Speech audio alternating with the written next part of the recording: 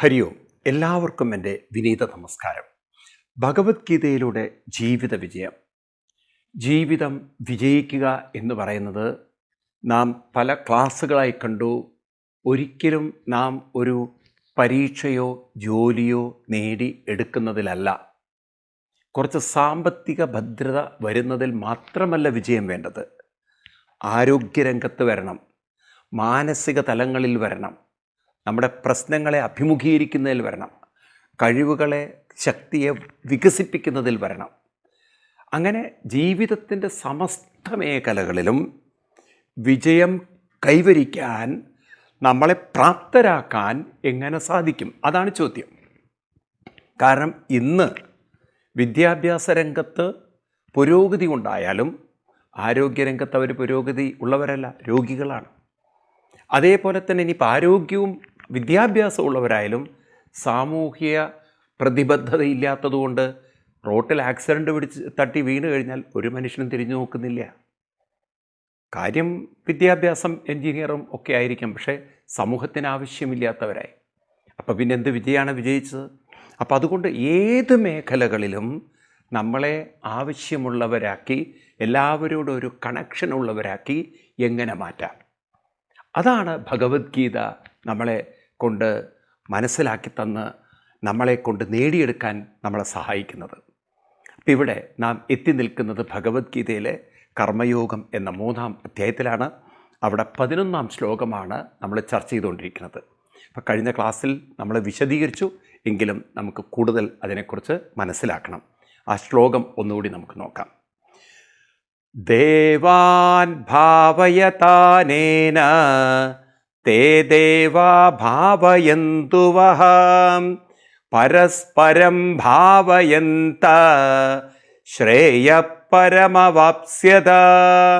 വളരെ പ്രധാനപ്പെട്ട ശ്ലോകങ്ങളാണ്. ഇതിനെ അവഗണിക്കരുത്. ഇത് വളരെ ശ്രദ്ധയോടുകൂടി നാം പഠിക്കുകയും വേണം, ഉൾക്കൊള്ളുകയും വേണം, പരിശീലിക്കുകയും വേണം. കഴിഞ്ഞ ക്ലാസ്സിൽ നമ്മൾ കണ്ടു, ദേവ എന്ന ശബ്ദത്തിന് കേവലം സ്വർഗത്തിലിരിക്കുന്ന കുറേ ദേവന്മാരെയോ നമ്മൾ ക്ഷേത്രങ്ങളിൽ വെച്ച് ആരാധിക്കുന്ന ദേവന്മാരെയോ ദേവിമാരെയോ അല്ല ഉദ്ദേശിച്ചത്. പിന്നെ ആരാണ് ദേവൻ? സംസ്കൃതത്തിൽ ദേവൻ എന്ന ശബ്ദം വരുന്നത് ദിവ് എന്ന ധാതുവിൽ നിന്നാണ്.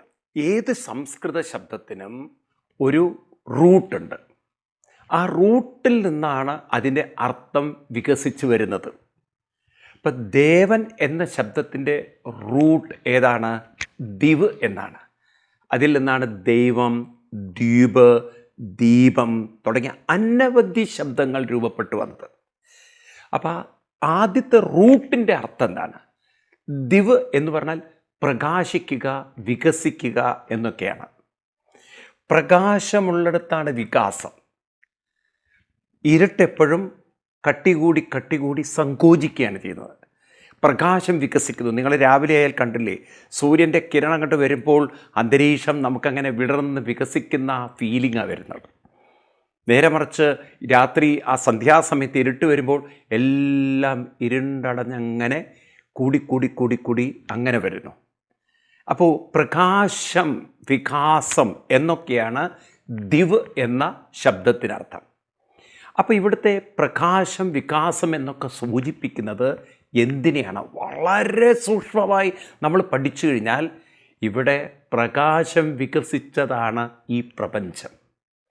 എന്ന് പറഞ്ഞാൽ ഈ പ്രപഞ്ചം രൂപപ്പെട്ടത് സൂക്ഷ്മമായ, അതിസൂക്ഷ്മമായ, അത്യുജ്വലമായ ബോധപ്രകാശം വികസിച്ചതാണ്.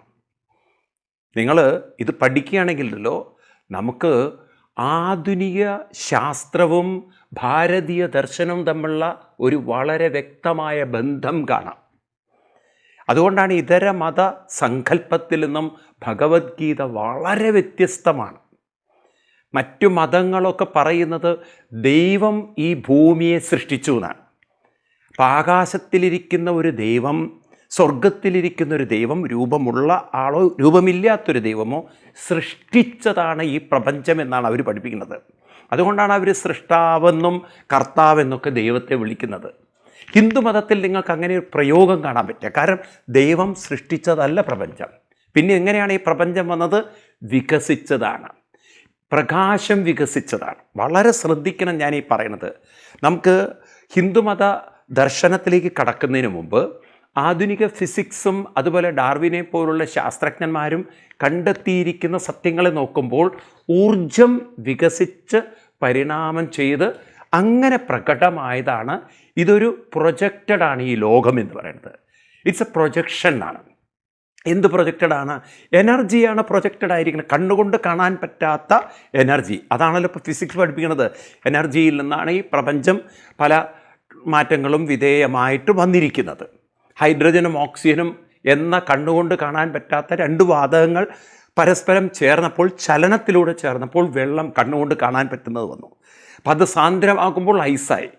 ഇങ്ങനെ കണ്ണുകൊണ്ട് കാണാൻ പറ്റാത്ത വാതകങ്ങൾ, കണ്ണുകൊണ്ട് കാണാൻ പറ്റാത്ത പല ശക്തികൾ, ഇതിങ്ങനെ ചലനം സംഭവിച്ച് അതിൽ പല മോളിക്യൂളുകളും പരസ്പരം മാറ്റം ചെയ്യപ്പെട്ട് പരസ്പരം ചേർന്ന് ഒരു ലോ ഓഫ് അട്രാക്ഷൻ കൊണ്ട് അങ്ങനെ അത് കൂടിച്ചേർന്നും പിന്നെ അത് സ്ഫോടനം സംഭവിച്ചും അങ്ങനെ ഈ യൂണിവേഴ്സ് മുഴുവൻ രൂപപ്പെട്ടു എന്ന് ബിഗ് ബാങ് തിയറിയിലൂടെ ഐൻസ്റ്റീൻ പ്രൂവ് ചെയ്തിട്ടുണ്ട്.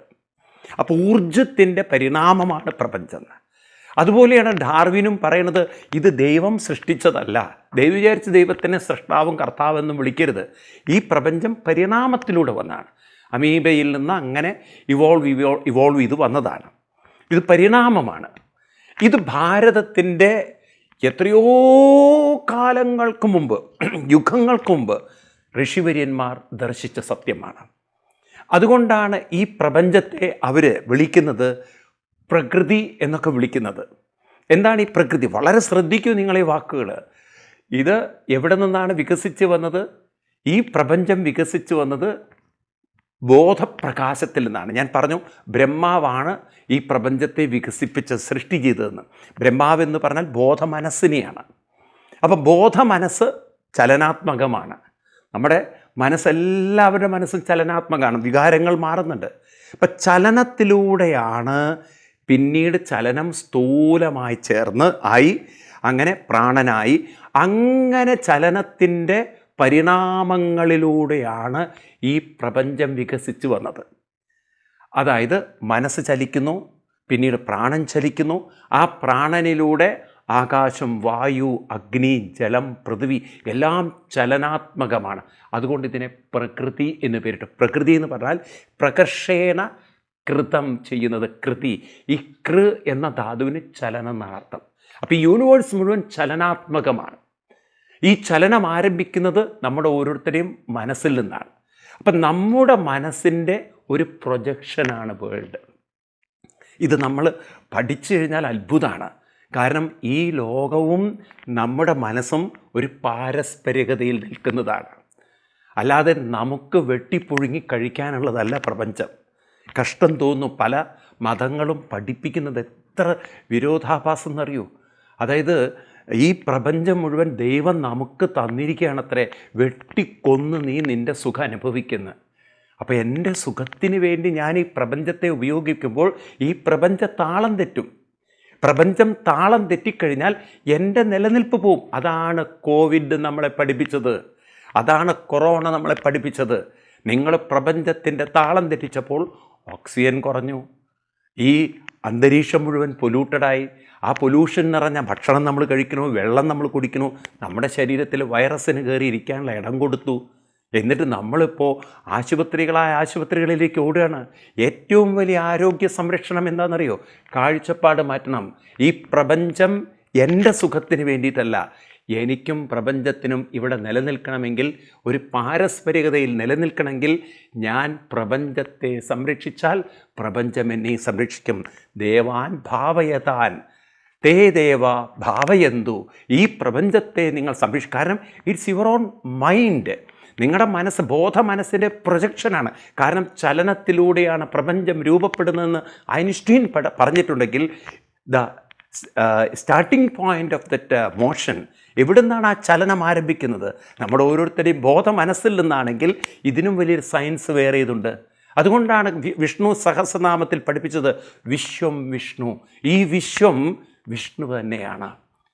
വിഷ്ണുവിൻ്റെ തന്നെ സ്ഥൂലീകൃത രൂപമാണത്. ഇത് വിഷ്ണുവിൻ്റെ തന്നെ വിശ്വരൂപമാണ്. ഈ കാണുന്നതെല്ലാം യാതൊന്നു കാൺമതതു നാരായണ പ്രതിമ, യാതൊന്നു കേൾപ്പതതു നാരായണ ശ്രുതികൾ, യാതൊന്നു ചെയ്വതതു നാരായണാർച്ചനകൾ, യാതൊന്നതൊക്കെ ഹരിനാരായണായ നമഃ. എനിക്ക് ഇവിടുത്തെ ഗവൺമെൻറ്റിനോടൊക്കെ ചോദിക്കാനുള്ളത്, സത്യസന്ധമായി നിങ്ങൾ നാരായണ ഗുരുദേവനെ ബഹുമാനിക്കണ്ടോ? സത്യത്തിൽ ബഹുമാനിക്കണ്ടോ? എങ്കിൽ അദ്ദേഹത്തോട് അല്പം ഒരു ബഹുമാനം ഉണ്ടെങ്കിൽ നിങ്ങൾ നാരായണ ഗുരുദേവൻ്റെ ദൈവദശകം സ്കൂൾ സിലബസിൽ ചേർത്താൻ തയ്യാറുണ്ടോ? അങ്ങനെ ഒരു ആദരവ് കാണിക്കൂ. അപ്പം കുട്ടികൾക്ക് പറഞ്ഞു കൊടുക്കാൻ പറ്റും, നീയല്ലോ സൃഷ്ടിയും സൃഷ്ടാവായതും സൃഷ്ടിജാലവും, നീയല്ലോ ദൈവമേ സൃഷ്ടിക്കുള്ള സാമഗ്രിയായതും, നീയല്ലോ സൃഷ്ടിയും സൃഷ്ടാവായത്, ഈ സൃഷ്ടാവും സൃഷ്ടിയും ഒക്കെ നീയല്ലോ എന്നത് നമ്മൾ ശാസ്ത്രീയമായി പറഞ്ഞു കൊടുക്കേണ്ടി വരും കുട്ടികൾക്ക്.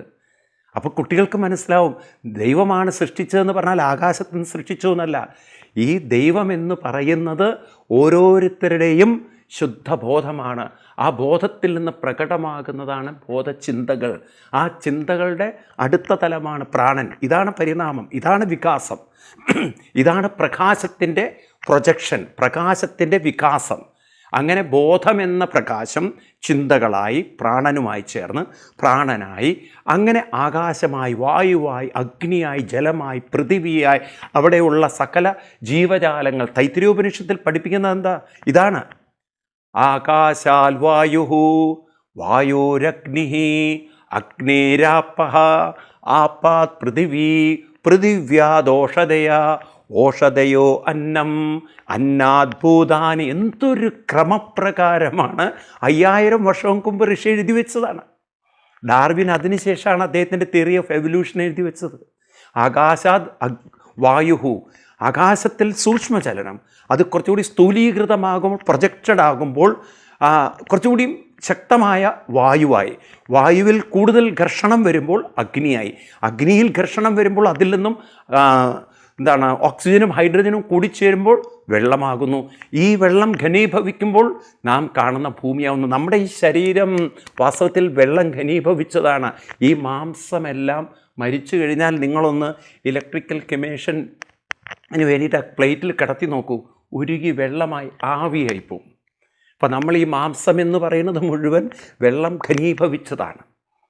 അപ്പോൾ ഇത് മനസ്സിലാക്കാൻ സാധിച്ചാൽ നമ്മുടെ മനസ്സിൻ്റെ പ്രൊജക്ഷനാണ് ഈ വേൾഡ്. നമ്മുടെ മനസ്സും ഈ വേൾഡും ഒരു പാരസ്പരികതയിലാണ്. അതുകൊണ്ട് വേൾഡിൻ്റെ താളം തെറ്റിയാൽ മൈൻഡിൻ്റെ താളം തെറ്റും, നമ്മുടെ ജീവിതത്തിൻ്റെ താളം തെറ്റും. അതാണ് ഇന്ന് കോവിഡ് എന്ന് പറയുന്ന മഹാമാരി നമ്മളെ പഠിപ്പിക്കുന്നത്. ഭാരതീയ ദർശനം ഉൾക്കൊണ്ടിരുന്ന ഒരു സമൂഹത്തെ വാർത്തെടുത്തിരുന്നെങ്കിൽ തീർച്ചയായിട്ടും ഇത്തരത്തിലുള്ള അപകടം ഇവിടെ ഉണ്ടാവില്ലായിരുന്നു. കോവിഡ് ആരാ വരുത്തി വെച്ചത്? ഇവിടുത്തെ ഗവൺമെൻറ്റുകൾ. എന്താ ഗവൺമെൻറ് ചെയ്ത തെറ്റ്? വേണ്ട വിദ്യാഭ്യാസം കൊടുത്തില്ല, വിവരം കൊടുത്തില്ല, വിവരക്കേടുകൾ പഠിപ്പിച്ചു. ഇനിയെങ്കിലും നമ്മുടെ കുട്ടികളെ 3 കാര്യങ്ങൾ പഠിപ്പിക്കണം, വിദ്യാഭ്യാസത്തിൻ്റെ ഭാഗമാക്കണം. അതിൽ ഒന്നാമത്തതാണ് മനുഷ്യനും പ്രകൃതിയും തമ്മിലുള്ള ബന്ധം. മനുഷ്യൻ്റെ മനസ്സ് തന്നെയാണ് പ്രകൃതിയായി മാറുന്നത്. As the mind so the nature, as the nature so the mind. അതുകൊണ്ടാണ് നമ്മൾ നോക്കൂ, നല്ല ഒരു ഗാർഡനിൽ പോകുമ്പോൾ മനസ്സിലുണ്ടാകുന്നൊരു സന്തോഷം, ആ പൂക്കളും ചെടികളും ഒക്കെ കാണുമ്പോഴുണ്ടാകുന്നൊരു സന്തോഷം, കാട് കാണുമ്പോൾ നമുക്ക് സന്തോഷം, മരങ്ങൾ കാണുമ്പോൾ നമുക്ക് സന്തോഷം. എന്തുകൊണ്ടാണ് ഗോഡ്സ് ഓൺ കൺട്രി എന്ന് ഇവിടെ വിളിക്കുന്നത്? ഇത്രയും തെങ്ങും പച്ചപ്പും നിറഞ്ഞതുകൊണ്ടാണ്. അപ്പം നോക്കത് ഗോഡിൻ്റെ തന്നെ ഒരു പ്രൊജക്ഷൻ അല്ലേ ഈ ഗ്രീനറി എന്ന് പറയുന്നത്. അപ്പോൾ കുട്ടികളെ കൃഷി പഠിപ്പിക്കണം, കൃഷി വിദ്യാഭ്യാസത്തിൻ്റെ ഭാഗമാവണം. ഓരോ വീടുകളിലും കുട്ടികൾക്ക് സ്ഥലമില്ലെങ്കിൽ പോലും ചെടിച്ചട്ടികളിൽ, ആഗ്രോ ബാഗുകളിൽ കൃഷി പഠിപ്പിക്കണം. കൃഷി ഒരു വിദ്യാഭ്യാസത്തിൻ്റെ ഭാഗമാണ്. കാരണം വീടുകളെല്ലാം ഓക്സിജൻ നിറഞ്ഞതാവട്ടെ. നാം പ്രകൃതിയെ സംരക്ഷിച്ചാലേ പ്രകൃതി നമ്മളെ നിലനിർത്തുള്ളൂ. അല്ലെങ്കിൽ ലങ്സിൻ്റെ പണി പോവും. ലങ്സിൻ്റെ പണി പോയാൽ അവിടെ വൈറസുകൾ കയറിയിരിക്കും. പിന്നെ ഓക്സിജന് വേണ്ടി ഹോസ്പിറ്റലുകളിൽ ക്യൂ നിൽക്കേണ്ടി വരും. ഡൽഹിയിൽ കണ്ടില്ലേ നിങ്ങൾ, ആളുകൾ ഓക്സിജന് വേണ്ടി കുറച്ച് വായു തരൂ എന്ന് പറഞ്ഞ് കരയുന്നത്. ഈ അവസ്ഥ അടുത്ത തലമുറയ്ക്ക് ഉണ്ടാവാതിരിക്കണമെങ്കിൽ നാം വിദ്യാഭ്യാസത്തിൽ കൃഷി രീതി പഠിപ്പിക്കണം. നമുക്ക് ഓക്സിജൻ തരുന്ന ചെടികളാണ്, ഇത് നശിപ്പിക്കാനല്ല, ഇത് സംരക്ഷിക്കാനാണ് നാം വന്നത്.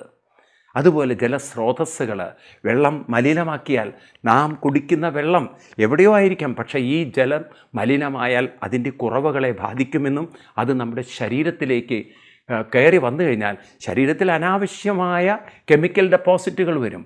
അതൊക്കെ ശരീരത്തിന് രോഗങ്ങളായി മാറും. ഇന്ന് ഇത്രയും ക്യാൻസർ, കേരളത്തിലാണ് ഏറ്റവും കൂടുതൽ ക്യാൻസർ, കേരളത്തിലാണ് ഏറ്റവും കൂടുതൽ ഹാർട്ട് പേഷ്യൻ്റ്, കേരളത്തിലാണ് ഇന്ന് പല രോഗങ്ങളും കാണുന്നത്. എനിക്ക് ഇവിടുത്തെ മുസ്ലിം പണ്ഡിതന്മാരോടും ഇസ്ലാമിക പണ്ഡിതന്മാരോടും പറയാനുള്ളത്, ദയവ് വിചാരിച്ച് നമുക്ക് ശരീരം കത്തിക്കുന്നൊരു സംസ്കാരം രൂപപ്പെടുത്തണം. കാരണം ഇതൊക്കെ മണ്ണിൽ കുഴിച്ചിട്ടാൽ ഈ ശരീരങ്ങളൊക്കെ ജീർണിച്ച് പല നദികളിലേക്കുമുള്ള നീരുറവകളിലേക്കൊക്കെ അത് പോയാൽ ഇന്ന് ശരീരം മുഴുവൻ രോഗങ്ങളാണ്. ഈ അണുക്കൾ മുഴുവൻ നശിക്കണമെന്നില്ല. കത്തിച്ചു കഴിഞ്ഞാൽ അത് മുഴുവൻ നശിക്കും. അതുകൊണ്ടാണ് ഭാരതീയർ അത് കത്തിച്ചത്. അല്ലാതെ കൊണ്ട് ബഹുമാനക്കുറവുണ്ടല്ല. കാരണം അതിലൂടെ രോഗങ്ങൾ നിലനിൽക്കുമെന്നും ആ രോഗം സംക്രമിക്കാൻ ഇടവരുമെന്നും അത് മണ്ണിലേക്കും വെള്ളത്തിലേക്കും ചേരുമെന്നും ഒക്കെ മനസ്സിലാക്കിയത് കൊണ്ടാണ് അവർ കത്തിച്ചത്. അത് ശാസ്ത്രീയമാണ്. അല്ലാതെ മരിച്ച ശരീരം ഒരു സ്വർഗത്തിലും പോകുന്നില്ല. മരിച്ച ശരീരം മണ്ണിലേക്കാണ് പോകുന്നത്. അതിന് ആത്മാവുമായിട്ട് ഒരു ബന്ധവുമില്ല. നിങ്ങൾ ശരിയായ ആത്മീയത പഠിക്കൂ. അപ്പം നിങ്ങൾക്ക് മനസ്സിലാവും, മനുഷ്യൻ മരിച്ചു കഴിഞ്ഞാൽ പിന്നെ അത് വെറും ജഡവസ്തുവാണ്. അത് കത്തിച്ചു കഴിഞ്ഞാൽ അതുകൊണ്ട് ഉപദ്രവം ആർക്കുണ്ടാവില്ല. അത് കുഴിച്ചിട്ടാൽ എത്രയോ ആളുകളുടെ കുടിവെള്ളത്തിലേക്ക് പോകുന്ന നീരുറവകളെയൊക്കെ അത് മലിനമാക്കും. അല്ലെങ്കിൽ പുഴകളിലേക്കും കിണറുകളിലേക്കുള്ള ഉറവുകൾ അത് മലിനമാക്കും. എത്രയോ ആളുകളുടെ ശരീരം അങ്ങനെ കുഴിച്ചിട്ട് കഴിഞ്ഞാൽ അതിൽ നിന്ന് ഡെപ്പോസിറ്റ് ചെയ്യുന്ന പല കെമിക്കൽസും ഭൂമിയിലേക്ക് ഇറങ്ങിച്ചെന്ന് അത് നീരുറവകളിലേക്കും മറ്റും അത് ചെന്ന് പെട്ട് കഴിഞ്ഞാൽ അനാവശ്യ കെമിക്കൽ ഈ ശരീരത്തിലുണ്ടാകും. സംശയിക്കേണ്ട. നിങ്ങൾ ഈ ശ്മശാനങ്ങളുടെയൊക്കെ അടുത്ത്, കുഴിച്ചിടുന്ന ശ്മശാനങ്ങളുടെയൊക്കെ അടുത്തുള്ള വെള്ളം ഒന്ന് ടെസ്റ്റ് ചെയ്ത് നോക്കും, ഞാൻ പറയുന്നതിൽ സത്യമുണ്ടോ എന്ന്. എന്നിട്ട് നിങ്ങൾ ഇതിനെക്കുറിച്ച് ഡിസ്കസ് ചെയ്യൂ. നിങ്ങൾക്ക് കാണാം ഇതൊക്കെ പ്രശ്നങ്ങളുണ്ടാക്കുന്നു. അതുകൊണ്ട് നമുക്ക് കത്തിക്കുന്ന കാലം മാറുമ്പോൾ നമ്മൾ രീതികൾ മാറണം. ഇപ്പോൾ നോക്കൂ, നമ്മൾ പുതിയ പുതിയ കാലഘട്ടം വരുമ്പോൾ മനുഷ്യൻ അതിനനുസരിച്ച് അഡ്ജസ്റ്റ് ചെയ്ത് ജീവിച്ചേ പറ്റുള്ളൂ. നമ്മൾ മതഗ്രന്ഥങ്ങളും പിടിച്ചിരിക്കരുത്. കാലഘട്ടങ്ങളെ ഉൾക്കൊള്ളാൻ നമുക്ക് സാധിക്കണം. അതാണ് നമ്മുടെ വിശാലത എന്ന് പറയുന്നത്. ഈ പ്രകാരം മനുഷ്യനെ ഈ പ്രകൃതിയുമായിട്ടുള്ള ബന്ധം അവരെ ശരിക്കും പഠിപ്പിക്കണം. അപ്പോൾ കൃഷി രീതി കുട്ടികളെ പഠിപ്പിക്കണം. ഓരോ വീടുകളിലും കൃഷി വിദ്യാഭ്യാസത്തിൻ്റെ ഒരു ഭാഗമാക്കണം. കുട്ടികൾ കൃഷി ചെയ്ത് പഠിക്കണം. കാരണം പ്രകൃതി ഉണ്ടെങ്കിലേ മനുഷ്യനുള്ളൂ. അല്ലാതെ വെറും എൻജിനീയറും ഡോക്ടറുമായിട്ട് പ്രകൃതിയില്ലാതെ എത്രയാണ് ഡോക്ടർമാർ മരിച്ചു നോക്കൂ. വളരെ പ്രസിദ്ധനായിട്ടുള്ളൊരു ഡോക്ടർ, അദ്ദേഹം ഡൽഹിയിൽ ഗാസ്ട്രോ എൻട്രോളജിയുടെ വളരെ അയാളെ കണ്ട് കിട്ടണമെങ്കിൽ 5000 രൂപ ഡെപ്പോസിറ്റ് ചെയ്യണം. അത്ര ഫേമസ് ആയിട്ടുള്ള ഡോക്ടറാണ്. അവസാനം കൊറോണയും പെട്ട് ശ്വാസം മുട്ടി മരിക്കേണ്ടി വന്നത്. അപ്പോൾ ഡോക്ടർ ആയതുകൊണ്ടോ എൻജിനീയർ ആയതുകൊണ്ടോ ആരായതുകൊണ്ടും കാര്യമില്ല, മന്ത്രി ആയതുകൊണ്ടൊന്നും കാര്യമില്ല. നമുക്ക് പ്രകൃതി നിലനിൽക്കണം. അത് വിദ്യാഭ്യാസത്തിൻ്റെ ഒരു ഭാഗമാവണം. രണ്ടാമത്തത് യോഗ തുടങ്ങിയിട്ടുള്ള എക്സസൈസുകൾ. ഈ ലങ്സിനെ എക്സ്പാൻഡ് ചെയ്യുന്ന, ഓരോ അവയവത്തെ എക്സ്പാൻഡ് ചെയ്യുന്ന, ഈ ശരീരത്തിലേക്ക് വേണ്ടത്ര ഓക്സിജൻ എത്തിക്കുന്ന. കാരണം ഓക്സിജൻ ശരീരത്തിലില്ലെങ്കിൽ നാം എന്ത് തന്നെ വലിയ വിദ്യാഭ്യാസം ഉണ്ടായിട്ടും കാര്യമില്ല. അത് നമ്മുടെ ആരോഗ്യത്തെ ഹാനികരമാക്കുന്ന വിധത്തിൽ ക്രമേണ മാറും. ജീവിത രീതികളൊക്കെ നമുക്ക് പ്രശ്നങ്ങളായി മാറും. അപ്പം അതുകൊണ്ട് യോഗ പരിശീലിക്കണം, പ്രത്യേകിച്ച് അതിൽ പ്രാണായാമം. പിന്നെ മൂന്നാമത്തതാണ് കുട്ടികൾക്ക് ആഹാര രീതി. അതിലേക്ക് നമുക്ക് കടക്കാം. എന്ത് കഴിക്കണം, എന്ത് കഴിക്കരുത്. കാരണം നമ്മൾ ചെറുപ്പത്തിൽ തന്നെ തെറ്റായ ഭക്ഷണശീലങ്ങൾ ഡെവലപ്പ് ചെയ്ത് കഴിഞ്ഞാൽ അത് ശരീരത്തിൽ അമിതമായ ടോക്സിൻ ഡെവലപ്പ് ചെയ്ത് അത് പിന്നീട് ഹൃദ്രോഗത്തിനും അതുപോലെ തന്നെ ആസ്മ തുടങ്ങിയിട്ടുള്ള ഒരുപാട് രോഗങ്ങൾക്ക്, എന്നിട്ട് ഈ വിദ്യാഭ്യാസത്തിലൂടെ നേടുന്ന ശമ്പളം മുഴുവൻ ആശുപത്രികളിൽ കൊണ്ടെത്തിക്കാനുള്ള ഒരു തലതിരിഞ്ഞ വിദ്യാഭ്യാസമായി മാറരുത് നമ്മുടെ വിദ്യാഭ്യാസം. ആരോഗ്യത്തോടുകൂടിയ വിദ്യാഭ്യാസം വേണം. അപ്പം അതിന് കുട്ടികൾക്ക് എന്ത് കഴിക്കണം, എന്ത് കഴിക്കരുതെന്നുള്ള അവബോധം വേണം. ഇപ്പം നോക്കൂ, നമുക്ക് ലഹരിയെക്കുറിച്ചുള്ള അവബോധം ഉണ്ടാക്കുന്ന, ബോധവൽക്കരണം ഉണ്ടാക്കുന്ന പോലെ ആഹാരത്തെക്കുറിച്ചുള്ള ബോധവൽക്കരണം വേണം. അപ്പോൾ ഞാൻ പറഞ്ഞു വരുന്നത് ആദ്യം പ്രകൃതിയാണ്. പ്രകൃതി മനുഷ്യന് വേണ്ടിയല്ല, മനുഷ്യനും പ്രകൃതിയും ഒരു പാരസ്പര്യമാണ്. ഒരു നാണയത്തിൻ്റെ 2 വശങ്ങളെന്ന് പോലും പറയാൻ പറ്റില്ല, ഒരേ വശങ്ങൾ തന്നെയാണ്. കാരണം മനുഷ്യനും പ്രകൃതിയും പരസ്പരം ചേർന്നിരിക്കുകയാണ്. ഏതുപോലെ ഈ വസ്ത്രത്തിൽ ഊടും പാവം പോലെ. കാരണം പ്രകൃതി ഇല്ലെങ്കിൽ മനുഷ്യനിവിടെ നിലനിൽക്കാൻ പറ്റില്ല. അതല്ലേ ഇപ്പം നമ്മൾ കൊറോണ കൊണ്ട് പഠിച്ചത്. പല രോഗങ്ങളും അങ്ങനെയല്ലേ വ്യാപിച്ചത്. പ്രകൃതിയെ നശിപ്പിച്ചാൽ മനുഷ്യനായിരിക്കും സ്വന്തം അധപ്പതനായിരിക്കും. അത് പ്രകൃതി എന്ന് പറയുന്നത് മനുഷ്യൻ ഇരിക്കുന്ന കൊമ്പാണ്. അപ്പം അത് വെട്ടി നശിപ്പിച്ചാൽ താൻ തന്നെയാണ് വീഴുന്നത്. അത് മറക്കരുത്. അതുകൊണ്ടാണ് ആദ്യം ദേവൻ എന്ന വാക്കിന് പ്രകൃതി എന്നർത്ഥം പറഞ്ഞത്. എവിടുന്നാണ് പ്രകൃതി തുടങ്ങുന്നത്? നമ്മുടെ മനസ്സിൽ നിന്നാണ്. അപ്പം മനസ്സിലെ ഭാവന വരണം. ഞാനിത് നശിപ്പിക്കാനുള്ളവനല്ല, ഞാനിത് നശിപ്പിച്ചാൽ ഞാൻ തലമുറകളെയാണ് നശിപ്പിക്കുന്നത്, ഇത് രോഗങ്ങൾ തന്നേ പോവുള്ളൂ. ഇതോടെ മാരകമായ വിപത്തുണ്ടാക്കും. ചൈനയിൽ കണ്ടില്ലേ, ഉള്ള മൃഗങ്ങളെയൊക്കെ വെട്ടിക്കൊന്ന് കഴിച്ച് കാട്ടിലുള്ള സകല ജീവജാലങ്ങളെയും. അതിൽ നിന്നാണ് കോവിഡ് വന്നതെന്നാണല്ലോ പറയുന്നത്. ഈ കോവിഡിൻ്റെ ആരംഭം ഏതോ മൃഗശാലയിൽ നിന്നും വന്നു എന്നല്ലേ അവർ പറയുന്നത്. അപ്പോൾ വാസ്തവത്തിൽ അത് മൃഗശാലയിൽ നിന്ന് തന്നെ ഇരിക്കട്ടെ, പ്രകൃതിയുടെ താളം തെറ്റിച്ചപ്പോഴല്ലേ ഈ രോഗം വന്നത്. അപ്പം അതുകൊണ്ട് ഇത്തരം മഹാവ്യാധികൾ ഇനി ഭൂമിയിൽ ഉണ്ടാവാതിരിക്കണമെന്ന് ആഗ്രഹിക്കുന്നുവെങ്കിൽ കുറേ ഹോസ്പിറ്റലുകൾ തുറന്നതുകൊണ്ടോ ഓക്സിജൻ പ്ലാന്റുകൾ തുറന്നതുകൊണ്ടോ പ്രശ്നം സോൾവ് ആവുന്നില്ല. പ്രകൃതിയെ സംരക്ഷിക്കുക എന്ന ഒരു വലിയ ഉത്തരവാദിത്വം നാം ഏറ്റെടുക്കണം. അതിന് everyone has to be a farmer. നമ്മളെല്ലാം കൊച്ചുനാൾ മുതൽ ഓരോ വിദ്യാർത്ഥിയും ഫാർമറായിത്തീരണം, കൃഷി ചെയ്യാൻ പഠിക്കണം. അതൊരു വിദ്യാഭ്യാസത്തിൻ്റെ ഭാഗമാവണം. കാരണം ശുദ്ധമായ ഓക്സിജൻ, ശുദ്ധമായ വെള്ളം, ശുദ്ധമായ അന്തരീക്ഷം, ശുദ്ധമായ ഭൂമി എങ്കിലേ മനുഷ്യനും ആരോഗ്യമുള്ളൊരു ജീവിതമുള്ളൂ. ഇത് ഒരു നാണയത്തിൻ്റെ രണ്ട് വശങ്ങളല്ല, ഒരു നാണയത്തിൻ്റെ മുകളും താഴും എന്ന് പറഞ്ഞ പോലെ ഒരേ ഭാഗത്തിൻ്റെ തന്നെ രണ്ട് വശങ്ങളാണ്. കാരണം ഒന്നുണ്ടെങ്കിലേ മറ്റൊന്നുള്ളൂ എന്ന് നാം മനസ്സിലാക്കണം. ക്ലിയർ. ഇനി രണ്ടാമത്തത്, പ്രകൃതി, ബാഹ്യപ്രകൃതി മാത്രമല്ല, ആന്തരിക പ്രകൃതിയുണ്ട്. ഈ ആന്തരിക പ്രകൃതി എന്ന് പറഞ്ഞാൽ നമ്മുടെ ആരോഗ്യം. അപ്പോൾ ഈ ആരോഗ്യത്തിനും നാം വളരെയധികം ശ്രദ്ധ ചെലുത്തണം. അതെന്താണത്? നമ്മുടെ ശരീരം എന്ന് പറയുന്നത് വാസ്തവത്തിൽ എങ്ങനെയാണ് പ്രവർത്തിക്കുന്നത് നമ്മൾ പഠിച്ചിരിക്കണം. കുട്ടികൾക്കത് ശരിക്കും എഡ്യൂക്കേഷൻ്റെ പാർട്ടാവണം. നാം കഴിക്കുന്നതും കുടിക്കുന്നതുമൊക്കെ വേണ്ട രീതിയിൽ പചനം ചെയ്യുന്നത്, ദഹിപ്പിക്കുന്നത് ജഠരാഗ്നിയാണ്. ഈ അഗ്നി ഉദ്ദീപനം, അപ്പം നമ്മൾ കഴിക്കുന്നതൊക്കെ ദഹിപ്പിക്കുന്നത് അഗ്നിയാണെങ്കിൽ ആ അഗ്നി എപ്പോഴും ഒരേ തലത്തിൽ ലെവലിലല്ല നിൽക്കുന്നത്. അപ്പം അതുകൊണ്ട് ഒരാളുടെ ജഠരാഗ്നിക്ക് എത്രമാത്രം ദഹിപ്പിക്കാനുള്ള കഴിവുണ്ട്, അത് എപ്പോഴാണ് കൂടുതലുള്ളത്, എപ്പോഴാണ് കുറവുള്ളത്, വളരെ ശ്രദ്ധിക്കണം. ഇതൊക്കെ നമ്മൾ പ്രകൃതിയിൽ നിന്നും പഠിക്കേണ്ട കാര്യമാണ്. അപ്പോൾ ഉച്ച സമയത്ത് നമുക്കറിയാം സൂര്യൻ എങ്ങനെ കത്തിജ്വലിച്ചിരിക്കുമ്പോൾ പുറത്തും അഗ്നി ചൂടുണ്ട്. അപ്പോൾ തീർച്ചയായിട്ടും ഞാൻ നേരത്തെ പറഞ്ഞു, മനുഷ്യപ്രകൃതിയും പുറത്തുള്ള പ്രകൃതിയും ഒന്ന് തന്നെയാണ്. അപ്പോൾ അകത്തും നല്ല ജഠരാഗ്നി തീവ്രമായിരിക്കും.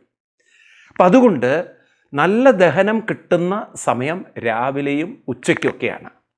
ആ സമയത്താണ് നമ്മുടെ ശരീരത്തിന് ദഹനശക്തി കൂടുതലുള്ളത്.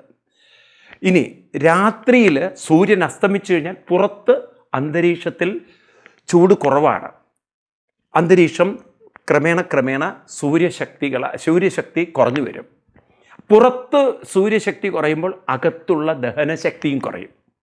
അപ്പം അതുകൊണ്ട് അകത്ത് രാത്രി സമയത്ത് അതിശക്തിയുള്ള ദഹനത്തിന് കൂടുതൽ സമയമെടുക്കുന്ന, ദഹനത്തിന് തീവ്രത വേണ്ടി വരും, തീവ്രമായ ദഹനശക്തി അഗ്നി വേണ്ടി വരുന്ന ആ വസ്തുക്കളൊന്നും കഴിക്കരുത്. പ്രത്യേകിച്ച് രാത്രിയിൽ നോൺ വെജ് സംസ്കാരം നിർത്തണം. കാരണം രാത്രിയിൽ നമ്മൾ അനാവശ്യമായ ആഹാരം കഴിച്ചു കൂട്ടിയാൽ അതെല്ലാം ആമം എന്ന് പറഞ്ഞാൽ ഈ ടോക്സിൻ ശരീരത്തിൽ ക്രിയേറ്റ് ചെയ്യും. എന്തുകൊണ്ടാണ് രോഗങ്ങൾ വരുന്നത്? ആയുർവേദ പ്രകാരം വളരെ വ്യക്തമായിട്ട് അവർ പറയുന്നത് അഗ്നിമാന്ദ്യം എന്ന് പറയും. അതായത് ദഹനക്കുറവ്, വേണ്ട രീതിയിൽ പചനം നടക്കുന്നില്ല, ശരീരത്തിൽ വേണ്ടതുപോലെ ദഹിക്കുന്നില്ല കാര്യങ്ങൾ. അപ്പോൾ ദഹിക്കാതെ കിടക്കുന്ന സാധനങ്ങളൊക്കെ ശരീരത്തിൽ അജീർണമായിട്ട് അത് വേണ്ട പോലെ ദഹിച്ചു പോവാത്തതുകൊണ്ട് അതിൽ നിന്ന് രൂപപ്പെടുന്ന ടോക്സിൻ ആമം അത് പിന്നീട് നമ്മുടെ ശരീരത്തിൽ കഫമായിട്ടും വാതമായിട്ടും പിത്തമായിട്ടും ഒക്കെ മാറി അങ്ങനെ നമ്മുടെ ശരീരം വൈറസുകൾക്കിരിക്കാനുള്ള പല ക്യാൻസർ സെല്ലുകൾ പോലുള്ളത് വ്യാപിക്കാനുള്ള ഒരു ഇടമായി മാറും. അപ്പം അതുകൊണ്ട് നമ്മുടെ ശരീരത്തിൽ എന്ത് കഴിക്കരുത്, എന്ത് കഴിക്കണം എന്ന ബോധം ഉണ്ടാവണം. ചെറുപ്പത്തിൽ തന്നെ കുട്ടികൾക്ക് വിവേകമുണ്ടാക്കണം. അമിതമായ സോൾട്ട് കഴിച്ചാൽ കണ്ട ലീസൊക്കെ വാങ്ങിച്ച് കഴിക്കുക കുട്ടികൾ, അമ്മമാർ വാങ്ങിച്ചു കൊടുക്കുക. അതാണെങ്കിലോ നല്ല കട്ടി കുറഞ്ഞ ചിപ്സ് പോലൊരു സാധനം, അതെങ്ങനെ നാക്കിൽ വെക്കുമ്പോൾ ആ ഉപ്പിൻ്റെ രസം ഉണ്ടല്ലോ, എന്താ അതെങ്ങനെ വിഴുങ്ങുന്നിട്ട് കുട്ടികൾ ഒരു പെട്ടിയൊക്കെ ഒരു വലിയ കൂടൊക്കെ ഉണ്ടല്ലോ, അതൊരു 10, 20, 25 പീസ് ഉണ്ടാവും. അതൊരു 5 മിനിറ്റിനുള്ളിൽ തീർത്തുമാണ്. ഈ തരത്തിൽ അമിത ഉപ്പുള്ള സാധനങ്ങളൊക്കെ ചെറുപ്പത്തിലെ കുട്ടികൾ വലിച്ചു വാരി കഴിച്ചാൽ അതിന് ബ്ലഡ് പ്രഷറിൽ നിന്നും അതുപോലുള്ള പല രോഗത്തിൽ നിന്ന് രക്ഷപ്പെടാൻ പറ്റില്ല. കുട്ടികളെ ആഹാരത്തിലൂടെ രോഗികളാക്കുന്ന ഒരു സംവിധാനം ഇന്ന് നമുക്കുണ്ട്. അതുപോലെ അനാവശ്യമായിട്ട് കഴിച്ച ഉടനെ തന്നെ ഒന്ന് ദഹിക്കുന്നതിന് മുമ്പ് രണ്ടാമത് പോയി കഴിക്കുക. എന്തൊരു കഷ്ടം നോക്കൂ. അപ്പോൾ ദഹനം നമ്മുടെ ശരീരത്തിന് പൂർണ്ണമാവുന്നതിന് മുമ്പ് രണ്ടാമത്തെ ലോഡ് കൊടുത്തു. അത് മുഴുവൻ ടോക്സിൻ ആയില്ലെങ്കിലേ അത്ഭുതമുള്ളൂ. വെള്ളമാണെങ്കിലോ വേണ്ടത്ര കുടിക്കാതിരിക്കുക. വേണ്ട വെള്ളമൊട്ട് കുടിക്കുന്നില്ല. തണുത്ത് കണ്ടമാനം ഷുഗർ കണ്ടൻ്റായിട്ടുള്ള, അതും ഈ കടകളിൽ നിന്ന് കിട്ടുന്ന ബേവറേജ് എല്ലാ തരത്തിലുള്ള ടിൻ വെള്ളവും വാങ്ങിച്ച് കഴിച്ച് അതൊക്കെ കണ്ടമാനം ശരീരത്തിൽ അങ്ങനെ ഷുഗർ അക്യുമുലേറ്റ് ചെയ്ത് അങ്ങനെ രോഗികളാവുക. അപ്പം അതുകൊണ്ട് ആരോഗ്യത്തെക്കുറിച്ച് വ്യക്തമായി കുട്ടികൾക്ക് അറിഞ്ഞിരിക്കണം. എൻ്റെ ശരീരത്തിൽ എത്ര ഷുഗർ താങ്ങാൻ പറ്റും, എൻ്റെ ശരീരത്തിൽ എത്രമാത്രം എന്താ പറയുക സോഡിയം ആവശ്യമുണ്ട്, അതിൽ കൂടുതലായി കഴിഞ്ഞാൽ എന്താ സംഭവിക്കുക.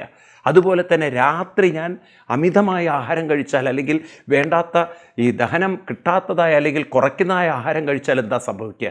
ഇതൊക്കെ ചെറുപ്പത്തിൽ തന്നെ കുട്ടികൾക്ക് അവബോധമുണ്ടാക്കുകയാണെങ്കിൽ, നോക്കൂ, പഴയ കാലത്ത് ആളുകളുണ്ടല്ലോ രാത്രി അധികം കഞ്ഞിയും പയറൊക്കെ കഴിച്ച് കിടന്നിരുന്നു. ഇന്നത്തെ കുട്ടികളോട് കഞ്ഞി നടക്കൂ, ഞങ്ങളെന്താ കഞ്ഞികളാണോ ചോദിക്കും. അവർക്കൊരു വെറുപ്പ് പോലെയാണ്. പക്ഷേ അന്ന് അവർ ഈ കഞ്ഞി കഴിച്ചത് രാത്രി ശരീരത്തിൽ വേണ്ടത്ര ജലാംശം വേണം, അതുപോലെ തന്നെ പചനം കുറവാണ്, ദഹനം കുറവാണ്. അപ്പോൾ ഈ സാധനങ്ങളൊക്കെ വേണ്ട രീതിയിൽ ദഹിക്കും, സുഖമായ ഉറക്കം കിട്ടും. ഇന്ന് ചെറുപ്പക്കാർക്ക് ഉറക്കം കുറവാണ്. കാരണം ഈ ഉള്ളിലിങ്ങനെ ഉറങ്ങുന്ന സമയത്ത് ശരീരം ആക്റ്റീവാണ്. ശരീരം ആക്റ്റീവാകുമ്പോൾ തീർച്ചയായിട്ടും അത് മനസ്സിനെ ആക്റ്റീവാക്കും. കാരണം ശരീരത്തിൽ ചലനം, ദഹനത്തിന് കൂടുതൽ സമയമെടുക്കുമ്പോൾ അത് മനസ്സിനെ ഉദ്ദീപിപ്പിക്കും. അപ്പോൾ പിന്നെ മനസ്സിന് ഉറക്കം കിട്ടില്ല. അപ്പോൾ സ്വാഭാവികമായിട്ടും അത് അവരുടെ സ്വഭാവത്തെ ബാധിക്കും, അവരുടെ ഹെൽത്തിനെ ബാധിക്കും. അപ്പം അതുകൊണ്ട് നാം എന്തൊക്കെയോ പഠിച്ചു എന്ന് വെച്ചിട്ട് നമ്മുടെ ശരീരതലത്തിലും നാം ആരോഗ്യമുള്ളവരല്ല, മാനസിക തലത്തിലും ആരോഗ്യമുള്ളവരല്ല. അപ്പോൾ ഈ ദേവാൻ ഭാവയതാനേന എന്ന് പറഞ്ഞാൽ എന്താ അർത്ഥം? പുറത്തുള്ള പ്രകൃതി അതും നമ്മുടെ എക്സ്റ്റൻഷനാണ്, നമ്മുടെ പ്രൊജക്ഷനാണ്, നമ്മളിൽ നിന്നും വികസിച്ചതാണ്. അകത്തെ പ്രകൃതിയും നമ്മളിൽ നിന്ന്, കാരണം പുറത്തെയും അകത്തെയൊക്കെ ഒന്ന് തന്നെയാണ്. പുറത്ത് സൂര്യനുണ്ട്, അകത്ത് ജഠരാഗ്നിയുണ്ട്. പുറത്ത് വായുണ്ട്, അകത്ത് ഓക്സിജൻ ഉണ്ട്. പുറത്ത് ജലമുണ്ട്, അകത്തും ജലമുണ്ട്, രക്തരൂപത്തിലോ പല രൂപത്തിലോ ഉണ്ട്. പുറത്ത് ഭൂമി നമ്മൾ പറയണു, ആ ഭൂമി തന്നെയാണ് നമ്മുടെ മാംസവും അസ്ഥിയൊക്കെ ആയിട്ട് നിൽക്കുന്നത്. അസ്ഥി എന്ന് പറയുന്നത് ഈ ഭൂമിയിലുള്ള കെമിക്കൽസ്, അല്ലാതെ എന്തുണ്ട്? അപ്പോൾ പുറത്തുള്ളതൊക്കെ അകത്തുണ്ട്. പുറത്തും അകത്തുള്ളതൊക്കെ ഒന്ന് തന്നെ. നമ്മൾ വേറെയായിട്ട് കാണേണ്ടത്, വേറെയായിട്ട് കാണുന്ന വിവരമില്ലാത്തതുകൊണ്ടാണ്. അപ്പോൾ ഒരേ സത്യത്തിൽ നിന്നാണ് ഇതെല്ലാം വികസിച്ച് വന്നതെങ്കിൽ ഇതിൻ്റെയൊക്കെ താളം തെറ്റാതെ നമ്മളിവിടെ നിലനിർത്തിയാലേ നമുക്കും താളം തെറ്റാതെ നിലനിൽക്കാൻ പറ്റുള്ളൂ. എത്ര സത്യമാണ് ഈ പറയുന്നത്! ഈ ശ്ലോകങ്ങളൊക്കെ ഒന്ന് പഠിക്കേണ്ടതല്ലേ? അതുകൊണ്ടാണ് ഞാൻ പറഞ്ഞത്, സ്കൂൾ തലത്തിൽ 3 കാര്യങ്ങൾ. ഒന്ന്, ഓരോ കുട്ടിയും ഫാർമറായിരിക്കണം, ഓരോ കുട്ടിയും യോഗ പഠിച്ചിരിക്കണം. കാരണം ശരീരത്തിൽ വേണ്ടത്ര ഓക്സിജൻ ലെവൽ കൂടാനും ബ്ലഡ് സർക്കുലേഷൻ കൂടാനും, അപ്പോൾ ഒരുവിധ രോഗങ്ങൾ ഉണ്ടാവില്ല. 3-മത്തത്, ഓരോ കുട്ടിയിലും എന്തുണ്ടാവണം? ആഹാരം എന്ത് കഴിക്കണം, എന്ത് കഴിക്കരുതെന്നുള്ള അവബോധം, തൻ്റെ ഹെൽത്തിനെ കുറിച്ചുള്ള ബോധം. അതെല്ലാം ഇന്നത്തെ ആയുർവേദ ശാസ്ത്രവുമായി ചേർത്തുകൊണ്ട് കുട്ടികളെ പഠിപ്പിക്കാൻ സാധിച്ചാൽ നല്ല ഹെൽത്തി ആയിട്ടുള്ള കുട്ടികളെ നമുക്ക് വാർത്തെടുക്കാൻ സാധിക്കും.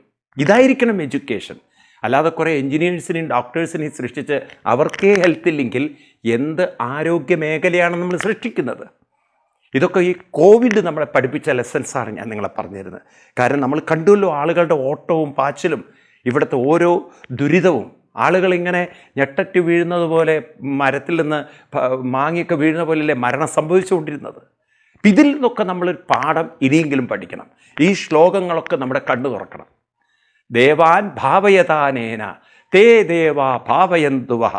നാം ദേവന്മാരെ സംരക്ഷിച്ചാൽ, പ്രകൃതിയെ സംരക്ഷിച്ചാൽ, പ്രകൃതിയെ സുരക്ഷിതമാക്കിയാൽ, അതിനെ കെയർ ചെയ്താൽ, തേ ദേവാ ഭാവയന്തുവഹ, അത് നമ്മളെയും കെയർ ചെയ്യും, അത് നമ്മളെയും സംരക്ഷിക്കും.